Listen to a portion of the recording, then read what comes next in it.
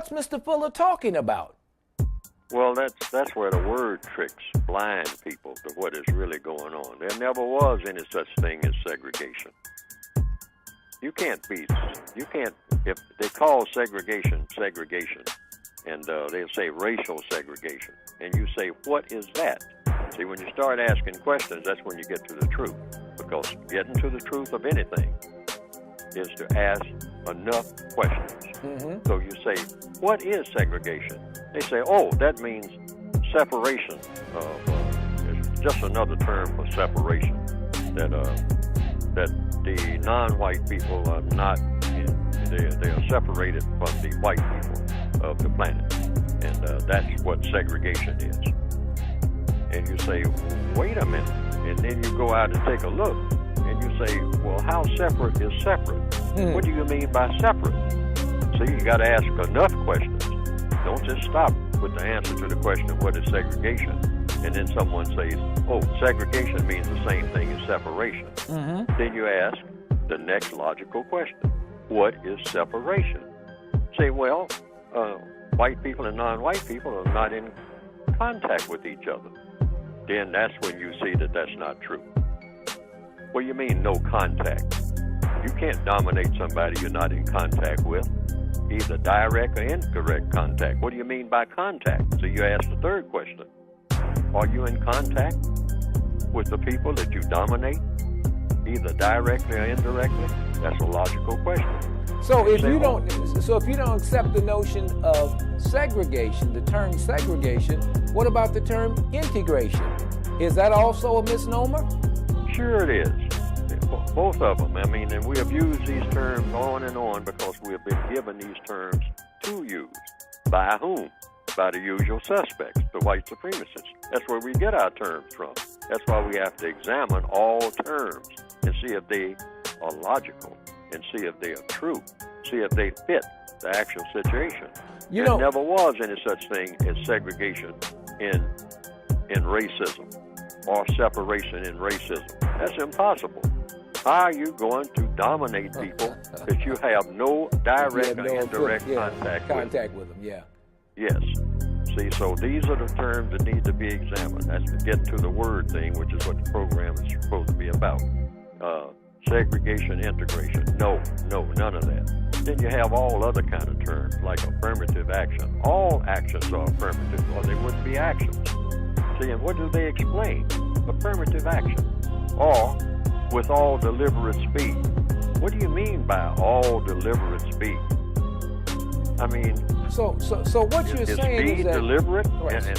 So what you're saying is that words have been used to mislead, to fool, and to trap people, and to continue a system without the people really understanding what they're doing, and they become the self-perpetuators of it without having any understanding of what's going on.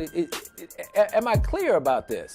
Absolutely. This is why in the front of the book, both books, you will see, if you do not understand white supremacy, what it is and how it works, everything else that you understand will confuse you. The key term here is confuse. Mm-hmm. See, you can't dominate people on a long-term basis if they're going to be walking around every day without confusing them. And so you confuse them through your words. Oh, so confusion is a major strategy of the maintenance of power. Is this Absolutely. Words form the way that people think. Uh-huh. And you confuse people by giving them words that will have them thinking the way you want them to think. Now you see it, now you don't. They'll think that they're looking at one thing when they'll be looking at one thing, and they'll be seeing it as something else. Like the magician's trick. Yes, like a magician's trick. Optical illusions and whatnot. Can't see the forest for the trees. You're looking for the trees, but you say, I don't see the trees because the forest is in the way. Or I don't see the forest because the trees are in the way. See, it's all a matter of words. And you say, well, the forest and the trees are one and the same. See, but they don't tell you that. See, so you only see what they tell you to see, even when you're looking. Now, let's walk through. Tell me how a person, when people throw words at you, under the system that we live under, what should be my proper response in order to counter this kind of deception that you've outlined? Ask a series of questions. Every time words are used that seem to be baffling, and many of them that don't even seem to be baffling, just go ahead and ask your questions anyway. What do you mean by that? And there's another logical procedure in this, in counter-racist codification. Don't help the person with the answer. Don't ask a question and then start trying to answer the question yourself as you're helping them to answer the question. Because that's a trap too. Most people will fall into that trap. Sometimes, and it goes like this, the scenario goes like this. I will ask, well, what do you mean by affirmative action? And then the person will say, oh, you're intelligent. You know what affirmative action is, don't you? See, so they'll go into that type of mode. That might be one of their approaches. And you'll say, well, I think that what you mean is that, and say, well, I could mean that. And now we get more confusion, see? So you don't, once you ask the question, you say, oh, I have some ideas about what it could mean. But I'm asking you, what do you mean when you say it, because you said it? And stick with it. Don't help the person with the answer. Once you start trying to help them with the answer, then they will direct you into greater confusion. Neely, how can they get in touch with you to get a copy of your book? By the way, the books that I'm talking about are entitled The United Independent Compensatory Code System Concept, and his newest book is entitled The Compensatory Counter-Racist Codified Word Guide. If I want to get a copy of this book, how do I get a copy of both of the books? You can call 202-484-5461, or some people have told me that they have put it themselves, taken the initiative to put it themselves on the internet, and you can get it through, I think, several. Punch up Neely Fuller's name and whatnot, you'll get an order for it. We got about 30 seconds left. So if you want to get a copy of Neely Fuller's book, you can call area code 202-484-5461.